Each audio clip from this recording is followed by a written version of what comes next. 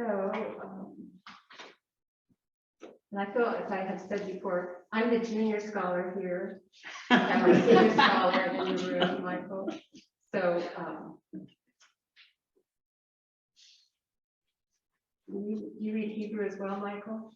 What? Do you read Hebrew as well? Not so well. I studied Hebrew, but I'm no longer competent in reading Hebrew.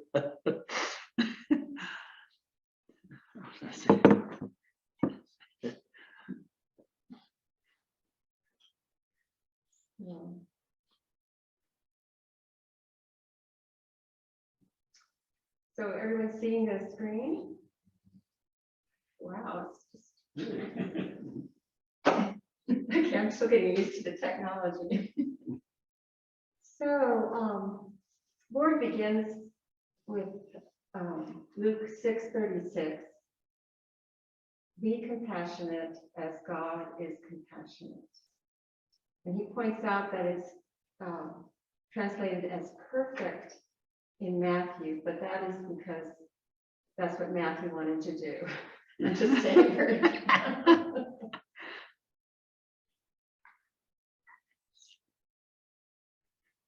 For Jesus, compassion was not simply an individual virtue, but a socio-political paradigm expressing his alternative vision of human life in community.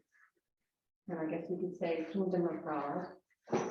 And if I remember right from last week, one of the ways that Jesus changed from John is John was very much apocalyptic in his view of the kingdom of God.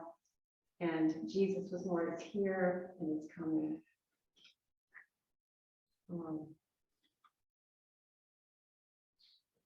And God's dream for peace, God's dream, I can't see it. God's dream for us is not simply peace of mind, but peace on earth. And so I was looking around, Cesar Chavez, of course, who did so much for farm workers. Kindness and compassion towards all living things is a mark of a civilized society.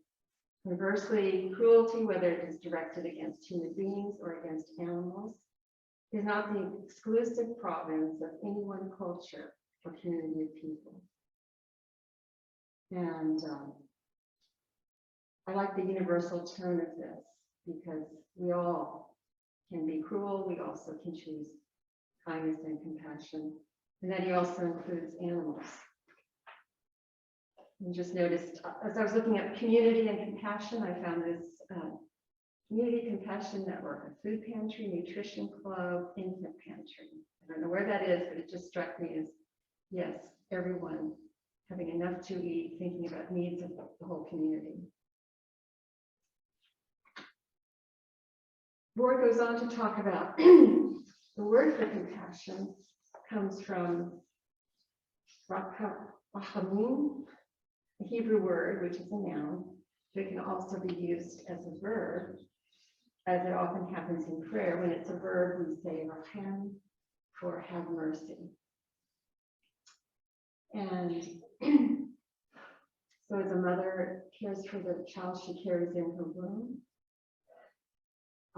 with that tenderness and care. And Julian of Norwich had a similar view. This time she is thinking of Jesus, the second person of the Trinity, as mother. Jesus Christ, therefore, who himself overcame evil with good, is our true mother. We receive our being from him, and this is where his maternity starts. And Julian was not the first monastic to talk about Jesus' mother. That was already happening. But I love how she describes this kind of compassion. And with it, she says, comes the gentle protection and guard of love, which will never cease to surround us.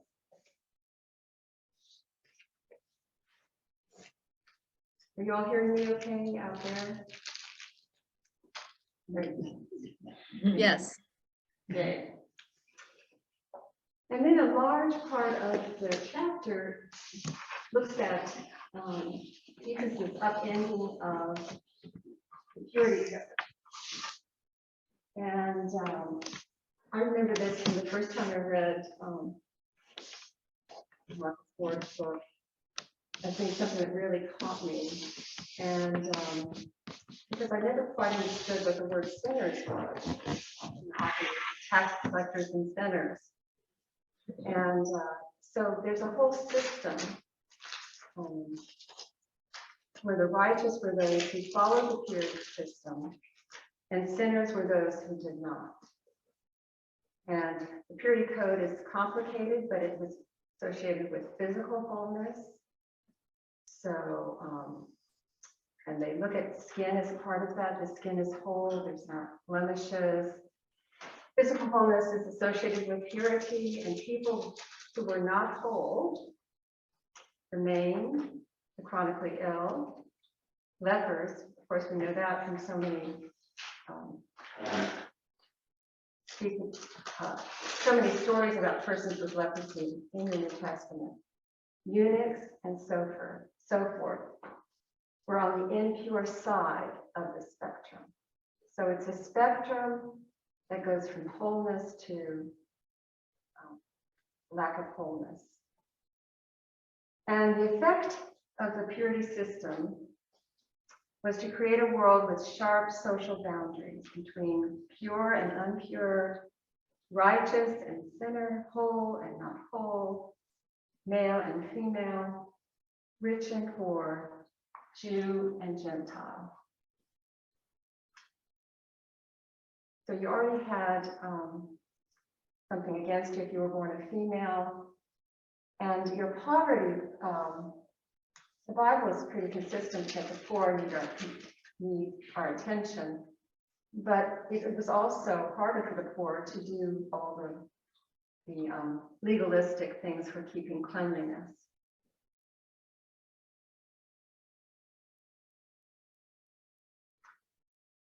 And purity was central to two religious renewal groups in first century Palestine, and we tend to make Pharisees out to be these evil guys, or these guys who are always the critics of Jesus, but they were actually seeking a renewal of first century Palestine. You know, they're being occupied by the Romans, and when you're under occupation, you keep thinking, how can I keep my faith and my people alive and healthy? But also, what is God looking from us, so that we will get out from under this oppression? And so the Pharisees sought the extension of the more stringent priestly rules of purity into everyday life. So the thought that if we could more carefully live the rules of purity, that will renew Judaism. And then we know the Essenes withdrew to the desert wilderness along the Dead Sea, believing that purity could only be attained by isolation from the impure world of culture. So those were two ways of approaching this problem of impurity.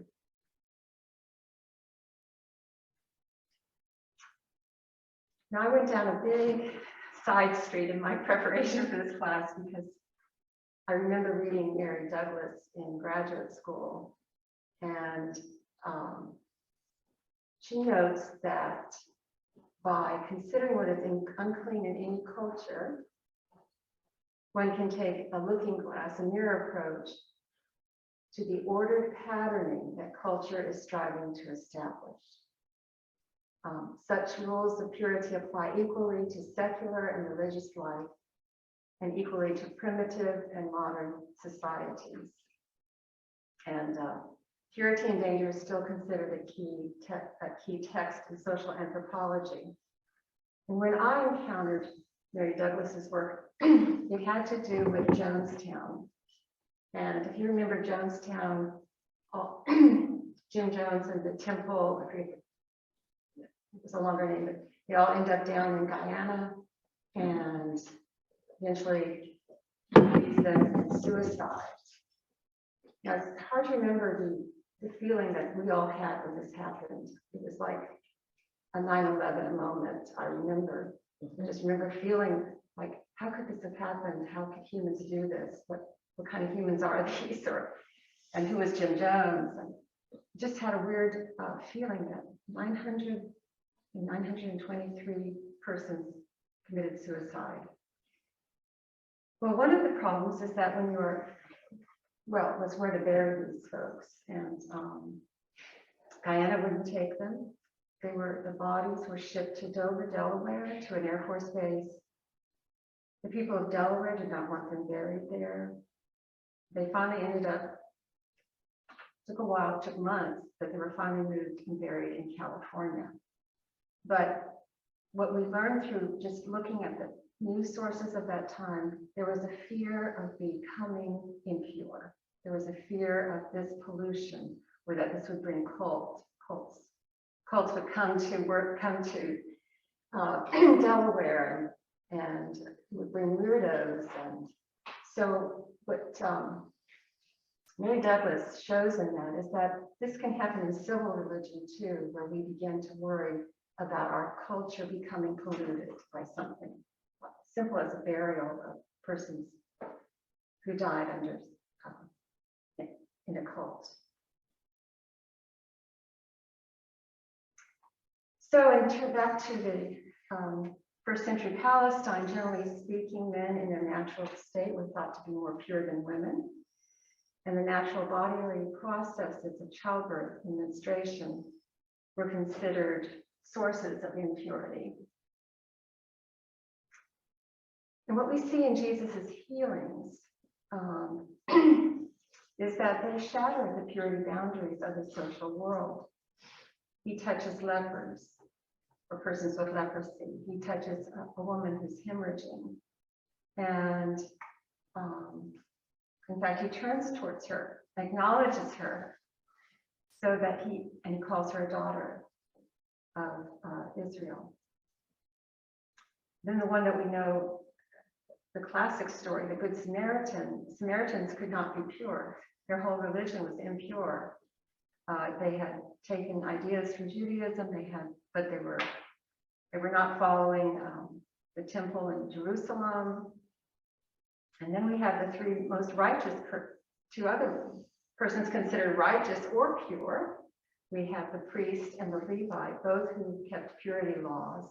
And one law was that if you touched a dead body, you would be polluted, and thus you couldn't go to temple. You have to go through a ritual cleansing. Well, the Samaritan, who is the least pure, because he wasn't a pure Jew, he did not follow the laws just as the people of Judea did. He's the one who does the righteous act. He's the one who helps, and he's the one who shows compassion.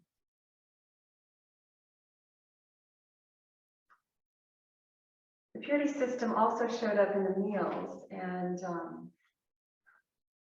rules around meals were deeply embedded in the purity system. Refusing to share a meal was a form of social ostracism. So the meal was a microcosm of the social system, table fellowship, and embodiment of social vision. So Jesus challenged that regularly. And that seems to be, he gets in trouble for having all these meals. You come and you're just eating and drinking, and you're eating with tax collectors and sinners. You're letting persons who are considered unclean to eat with you. And so you are violating the purity system. So here we have, I like this beautiful piece of art. Here we see Jesus, who is a Jewish teacher, who is esteemed as a rabbi. He is not keeping the conventions. So Jesus was accused of eating with tax collectors and sinners. The open table fellowship of Jesus was thus perceived as a challenge to the purity system. Yet, and this is exciting to me, ultimately the meals of Jesus are the ancestor of the Christian Eucharist. The centrality of meals in the early Christian movement and throughout Christian history goes back to the table fellowship of Jesus. And just as a side note, I studied at Catholic University in Washington, and I actually lived in a small convent for a while, for the first year of my studies. And there were other sisters, Catholic sisters that I lived with. They were going to Catholic University like I was. And we would share communion, but I wasn't allowed to partake. And it's ironic that this way of Jesus, which was an open table, had become so closed.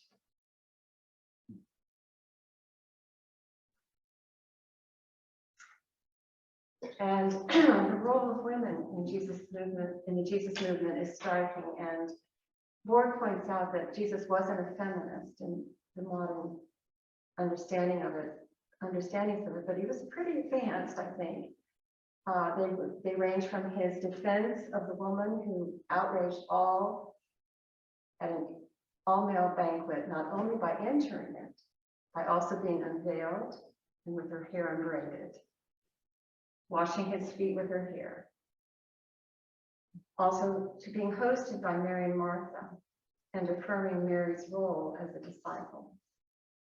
And Marcus Borg contends that women were apparently part of the itinerant group traveling with him. And so I think about the childhood images I grew up with. We always thought Jesus and his male friends or disciples are going town to town, but women also were part of that group.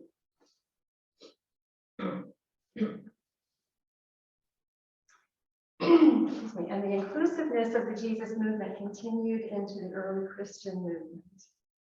And we see it in the book of Acts. And the book of Acts really does seem to me to be an attempt to live the kingdom of God that Jesus was demonstrating. But we see it in the book of Acts in the story of the Ethiopian eunuch. Eunuchs were considered sexually defective and hence were near the bottom of the purity system. They were excluded from full participation in religious, well, I don't know what that word is, religious life, thank you. The eunuch's question to Philip then, what is to prevent me from being baptized, is really a question about whether the new community he has just heard about will exclude or include him. So that was the first time I've heard that question. I always heard it as kind of a rhetorical question, but it really was a question about, will I be a part of this movement, given my impure state?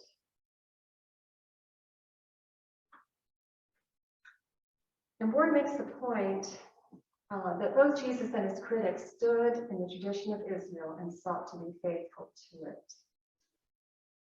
Scripture could be read in accordance with the paradigm of holiness as purity. I think Jesus read it more in terms of the prophetic wisdom literature in accordance with the paradigm of compassion. It was thus a hermeneutical battle, so a battle of interpretation between two very different ways of interpreting the sacred traditions of Judaism. So I think this is something that has changed my way of hearing when I see the word Pharisee in the Bible, or see the Pharisees came to talk with Jesus. I think they were honestly trying to understand and put together what his teachings meant to them as well. Now we turn to our contemporary time, and when Borg was writing this, I know I was at Poland Baptist Church, and we were working on what do we do with persons who are gay in our midst, and can they be married, in fact? And we didn't even use the word marriage there, we used the word gay union. And our church decided to vote, through a long process, decided to vote to bless our minister, Mahan Seiler, in blessing the couple. I think that was 1992, because we just celebrated 30 years. So Borg points out that, and he's writing this book in the early 90s, that's what the church was dealing with. And I'm sorry to say 30 years later, a lot of churches are still struggling with this. But Borg points to the conflicts between holiness and compassion, saying whatever non-religious reasons may be involved, homosexuality is seen often unconsciously as a purity issue. And I can remember having that feeling, this is something's not right, and being persuaded and changed. For these Christians, there's something dirty about it, because boundaries are crossed, the boundaries of heterosexuality. Things are being put together that don't belong together. And I know he's saying this just to say this is how it's perceived in this holiness kind of purity kind of. And I think it's important to note that it's also dealing with unconscious motives, unconscious feelings about it. And Borg glances at this issue, because this just came up big time for me, is looking at what we're dealing with anti-racism. And you can see purity codes all over segregation. And, you don't share a water fountain with someone who's Black. We want to keep our community white. So we have only tenants who are white. And then what happened in the public schools. And we won't go to school with Negroes. So trying to keep whites and Blacks separate to keep the whites pure.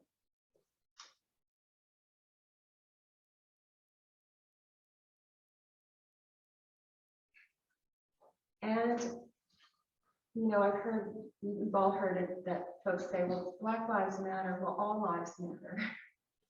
But I think it may reflect the purity code in that we tend to see lives that are, I'm just speaking from the prejudice point of view, that if it's a white person who dies, it's more significant than if a Black person does.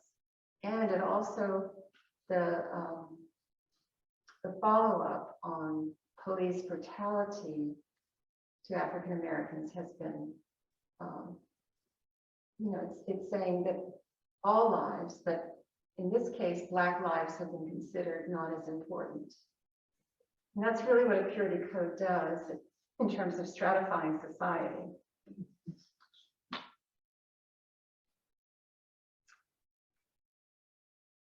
And of course, the George Floyd's murder illustrated this very evil part of American society. So I took, Marcus Borg extends Galatians 3:28 to include gay or straight. And I decided, because I just had to deal with this myself, that I might have a daughter through adoption. And sometimes I feel like that's a lesser than being born. I mean, that's just something I've had to overcome. So I put that in there. So there is neither Jew nor Gentile, neither slave nor free, nor is there male or female, Black or white, gay or straight, born or adopted, for you are all one in Christ Jesus.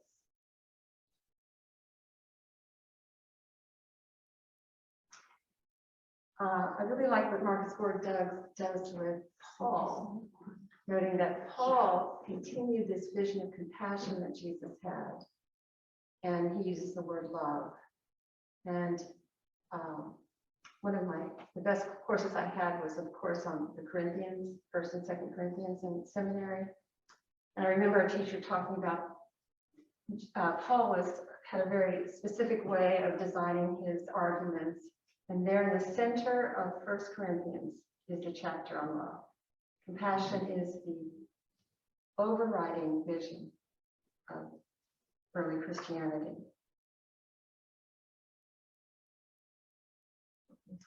And looking at verses 8 on, love is eternal. There are inspired messages, but they're temporary.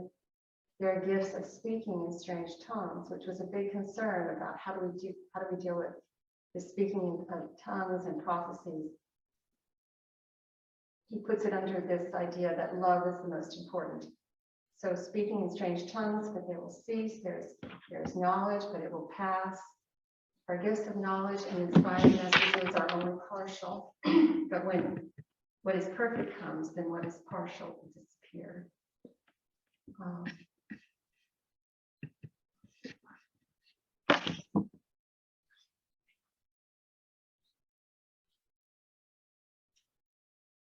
The picture didn't come out well, but it's the transformation of a caterpillar. So for Jesus and Paul, the life in the spirit, or being a spirit person, becoming a spirit person begins a deepening process of internal transformation whose central quality is compassion.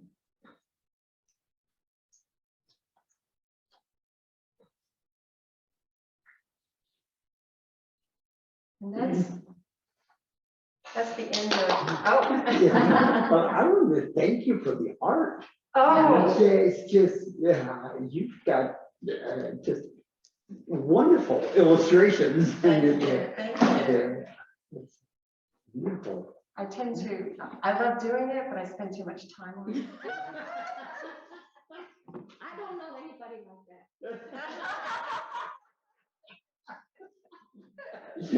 There's another class going on and Martha Hamilton, whose wife to Collins Kilburn, she says he spends hours. Yeah. Rereading, taking notes. But it can be fun if you've got everything else to do. Yeah.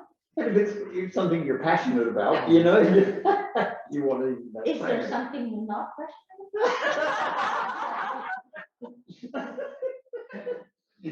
Yeah.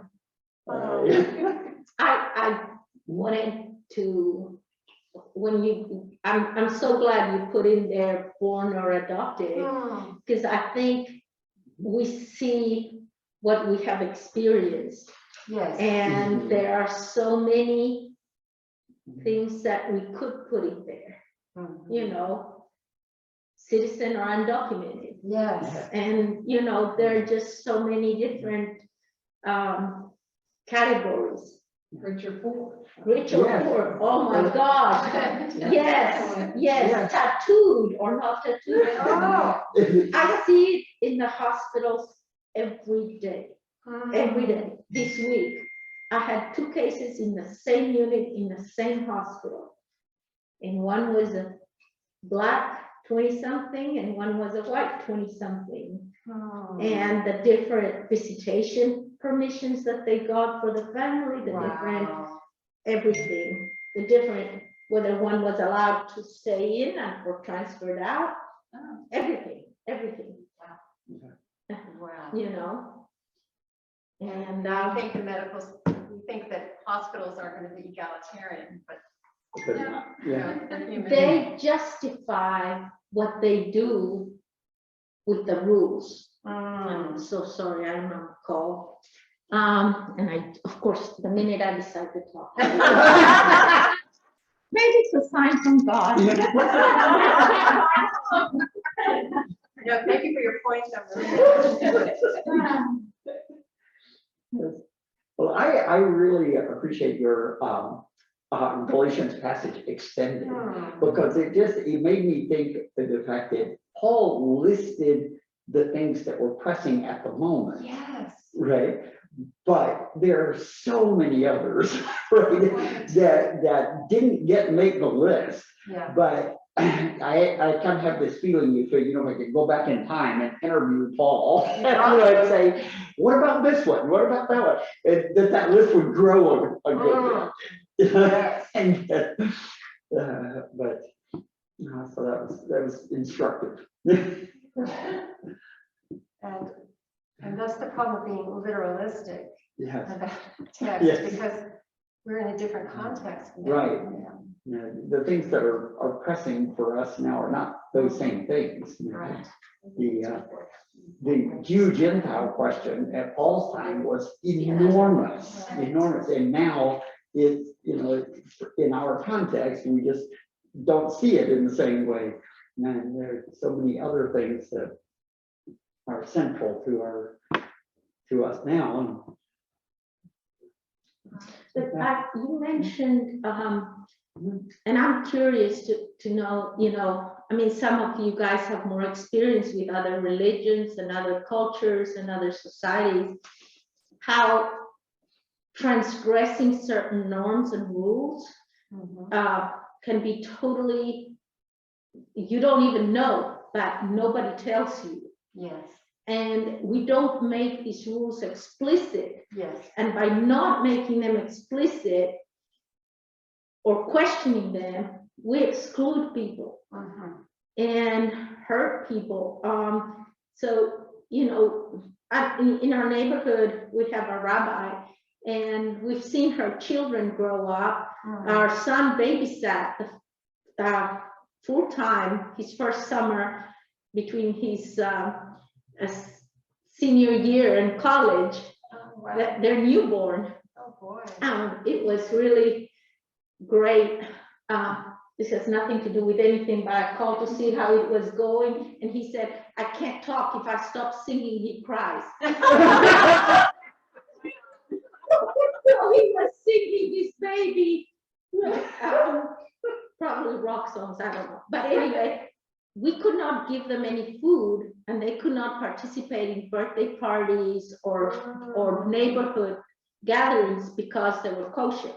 Wow. And it was so sad to go by. They lived next to the park entrance, and to go by and say, hey, Hillel, nice seeing you. We'll let you know when to come up. Snacks are over, cake's over, then, come to. It was just like, it just, but yeah, they were trying to be faithful, and everybody respected that. But how isolating it becomes, even when you're trying to be inclusive and friendly. But I've had that experience in Baptist churches everywhere. We say everybody's welcome, but close communion being announced loudly. Yes. When I was a Catholic visiting, in college, my first year, being asked by a student in the hallway if I was Baptist, because she was going to have some activity, some gathering in her church, and she was only going to invite. I mean, these are foreign students that you would think we're sending missionaries out there, right? Yes, yes. I was like, wait. And now this was the 80s, but I know it's still happening. Like, don't mix with people not like you. But I went back after years. Mike was the professor of New Testament at Bluefield College, and there was a church that was very supportive of the college, and they saved the old pastorium. They rented it to a professor at the college because there were so few rental properties, so that they would have a place to live. So we were able to have a place to live thanks to that church. So we were very thankful. We attended that church. Mike and I taught a Sunday school class. Well, to be fair, we taught a Sunday school class because we couldn't stand the theology. The other teachers. But the point is, we worshiped there with our children. Benji was born, Sophia was born in the community. And when we went back to visit a couple of years later, one of the deacons said, Maria, it's so good to see you.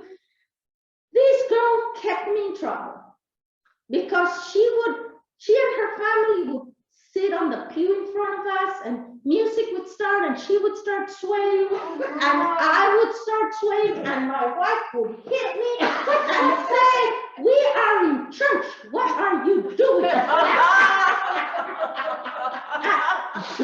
And he said, so I was looking at her going, and I was standing there.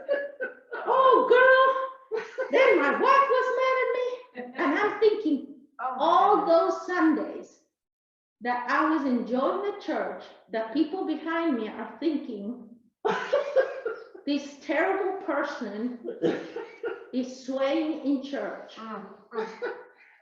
But yet, if they had come to me and said, that's not right, you're not allowed to do that in our church, well, maybe we would have become Methodists. But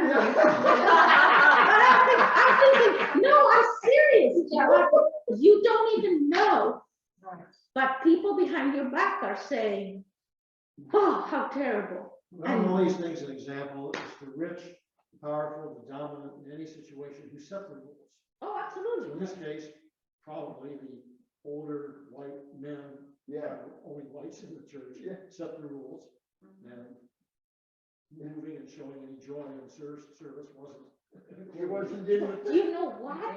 Some of them looked at me and thought, I wish I could do that. Yeah, Yes, right. prisoners of their own rules. Right. Yes. Exactly. And I wonder what we are prisoners of, that if we allowed young people, think about the music. We're so scared about, we love our organ and we're not going to, I mean, think about what some people here love jazz. What would be so wrong? Well, hey, we have jazz service here. Once a year. But what I'm saying is free to be yourself in the church and celebrate it and not try to change and conform. And not say, because I think we're afraid too that our children will see that and think it's right. I've been told that so many times as a teacher. So Maria, I have a thought about the free to see yourself. Yes. Be yourself. I've heard that expression a lot in the last few years, and I've been thinking about it. Free to be myself is to be pretty bound up. To not. I can't clap in rhythm. To give a really obvious example, but so what feels liberating to you feels oppressive to me. And I think that this is an interesting intersection of cultures, and we all have to acknowledge and work through it. Yeah. I'm not saying one or the other is wrong, but I am becoming aware that that cultural imposition of being bound up that is the majority culture in a lot of the circles I move in is an oppressive one, and it's one that I didn't realize was a culture. I just, you assume it's the proper way to do it. But I think that raises the issue. I think that in order for us all to be free, we have to recognize that things that seem out of place to us, we have to be okay with them. But what happens if you, and I understand this, let's say if somebody yells or dances, it completely disrupts your feeling of being in the presence of God. Let's say quiet meditation and chanting or whatever, or they're kind of, no, I'm serious. Or the That's other. right. When I went to work at NCA&T, Black culture is very different. I mean, anybody who hasn't been immersed in an HBCU doesn't have any idea. Honestly, I think we should have immersion exchanges. Really, I tried to set one up with Asheville, and Well, it brings to mind the difficulties we have in worshiping with Barbie's Chapel. Yes. They're very uncomfortable with our very staid worship style, and we're uncomfortable when they start dancing around or doing trances. We're uncomfortable. totally. And I was, for the first few weeks, I felt people were yelling at me. I would be walking down the sidewalk and some student was yelling at a friend who was over behind me saying, "Girl, what's up?" And I'm turning around and thinking, what have I done? And I was a nervous wreck thinking, you know, this place is loud and aggressive and what's happening? And then I realized that's why Black people sometimes, white people get so defensive, Right. because they think they're mad at me, something's happening, and they were just happy and joyful and owning their space and their campus. I love that, owning their space. Yeah. That's good. And it was such an adjustment for me. Yeah. And when I see things that seem to me, you know, how do you tell your children? I mean, my children have taught me times, you know, because I'm the kind to say, "Hey, what are you doing?" And then you say, "Mom, he's doing this or that," because they have grown up in truly integrated schools. And I think what a disservice we're doing our kids with the resegregation that's happening in our school system in North Carolina. And I don't know about other states that, you know, it's scary. I mean, It is. it blew my mind. This chapter is beautiful. And I think I don't know, to answer Laura's questions, how do we deal with that? But maybe we make space for people to start their own groups, their own, and honor and welcome them and ask them, what would you like and need to feel God's love in this place? Because this is God's house and it's your house, you I know? think in the reimagining process, that came up a lot, that we need to be more willing to let people do things in our space that we're not traditionally comfortable with. The examples I see are what we think they need done to themselves, to their children or this or that. We're going to make, I don't know. Yeah. I don't want to criticize, but I'll shut up. But I want to give a chance for those who are joining us via Zoom to offer any thoughts or observations you had from this chapter. And I think I wanted just to say that for me, it's just really good what you're saying, Maria. And what I'm thinking about since I read this is how do we submit to purity codes in our own cultures, and how do we use them to keep to judge others? So.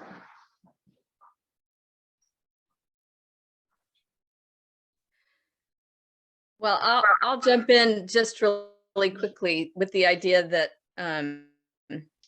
I think that we are moving closer and closer to, there are some people within our current political structure that would like to see a re-implementation of a purity society, or a society that is based on purity as they define it. And so I think looking at it as social anthropology is a really great way to think about not only what has come before, but what is trying to be in many ways reestablished by a lot of people within our communities. And the idea of, Maria, you were talking about the thought that embracing that which makes you feel uncomfortable.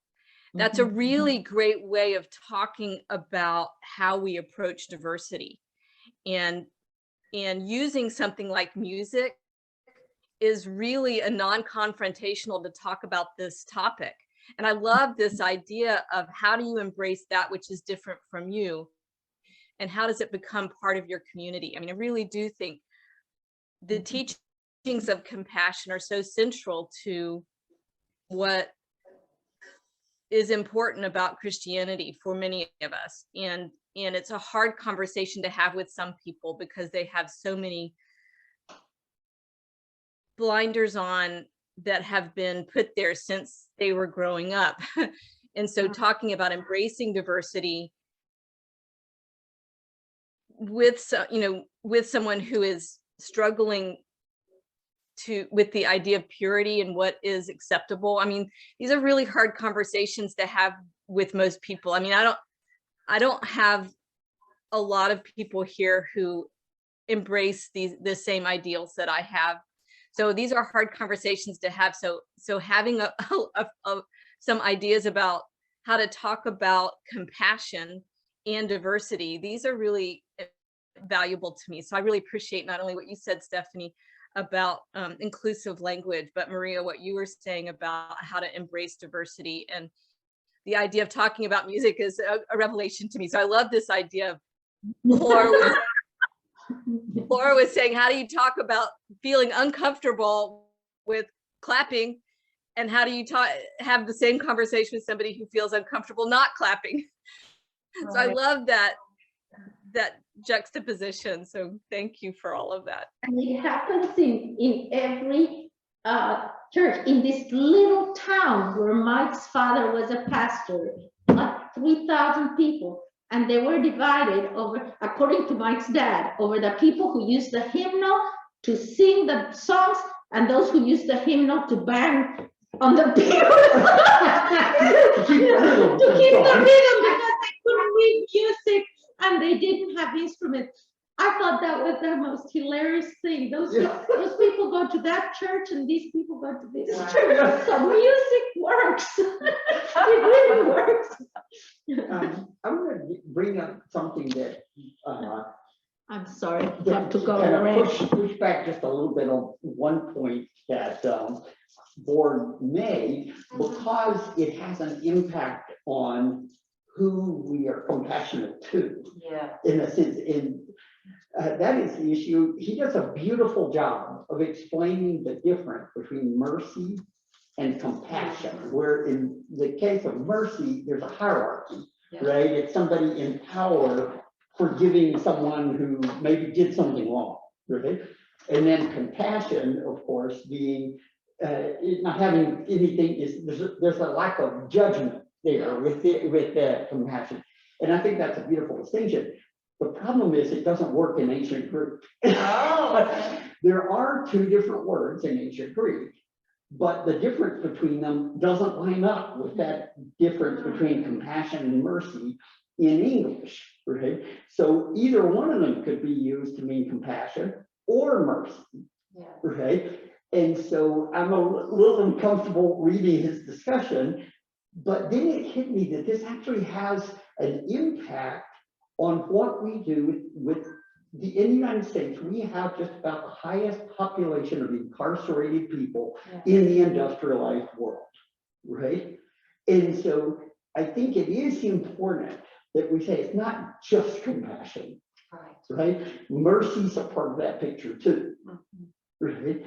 And so I wonder what I think we do have. We have a lot of people who are okay as long as we're talking about compassion, but when it comes to mercy, they think those people who are in jail, they deserve to be there, and they, and the sense of mercy is harder for us, right, to get around. And so I don't know if there are others who are bothered by the lack of mercy in our culture as well, not just compassion. Yeah, that's good.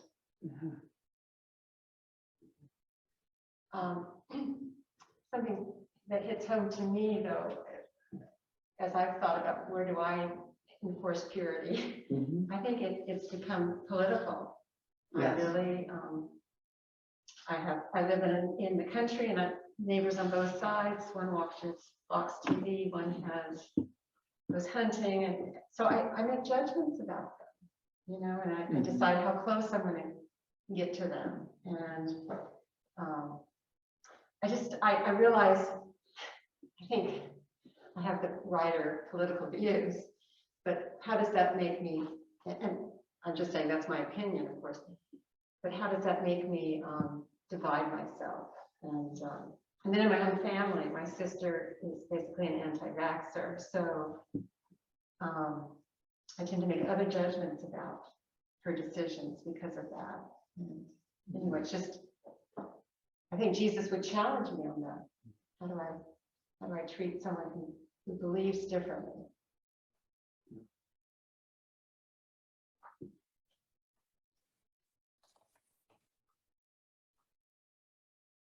Virginia, were you about to say something? Yeah, I was just going to say, well, first of all, I thought I'm really interested in looking into that Purity and Danger book. Really fascinating thought to me. I'll say, for me, it sounds like the key word here is judgment. Mm. So wherever we are, whether we're just being in around one group of folks, or we're talking internationally, the issue comes down to, are we going to judge others or not? And I think, to me, that's the key. We shouldn't be judging. So I just wanted to, on both sides, right? We shouldn't be judging people who are anti-vaxxers, and we shouldn't be judging people who believe differently from us. And as believers, none of us should be judging each other. We need to be showing love to each other. And that's what I think Jesus calls us to do. So thank you so much for preparing all that, Stephanie. Oh, you're welcome. I had fun. My house was a mess. No judgment. Thank you. Any other ways that we might enforce a purity code in our own lives? I am challenged. I just want to say this, that we have begun to let Ukrainian refugees in, and we are not doing the same. This is what I've heard, maybe I'm not accurate, but we're not doing as well with those that are coming from the South in terms of, so are we privileging the Ukrainians? I feel great empathy. I'm in deep sorrow. It feels like a cloud over the whole world, what's happening. But I also wonder, what is it saying about how we treat immigrants?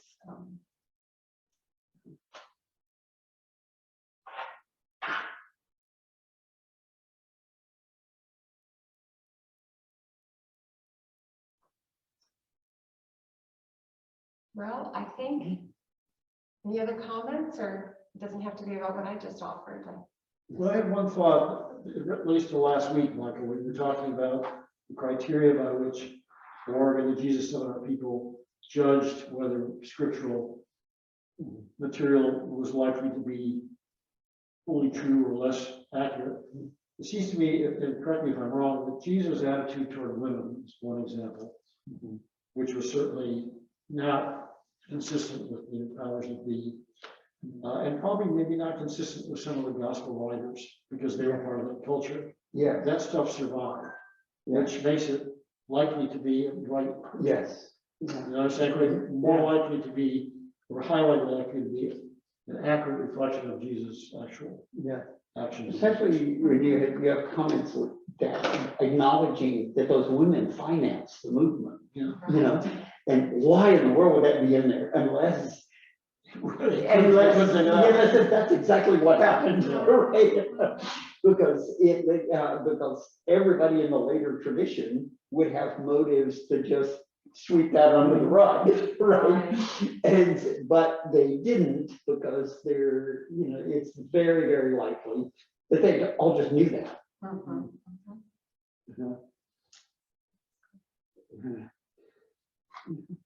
One thing too, my father read a lot about the Jesus seminar. He helped me in this way, saying that even if Jesus said something that was typical of a rabbi or a Jewish saying, that still doesn't mean he didn't say it. It could have been a lot of, It just means it's harder to prove that he did. Yes, right. And But then what did the church read into the life of Jesus after? So this is exciting in the chapters ahead. So, Michael, you want to tell us anything about next week, or we'll all discover together. Well, And I'll be listening to the recording. well, we're going to be moving into looking at the wisdom tradition next week. And of course, that's a big part of Jewish thinking leading up to the environment that Jesus was in. And so looking at Jesus as a teacher of wisdom, we get into some of that material where it's hard to, it was a part of the environment, right? And so how do you say, we know this is true? So we'll be looking at that one, that there is pretty good evidence that Jesus emphasized that part of the tradition more than others, right? And that was a big part of what Jesus would have seen himself as a teacher of wisdom. And, so we'll get into that next week. Yeah.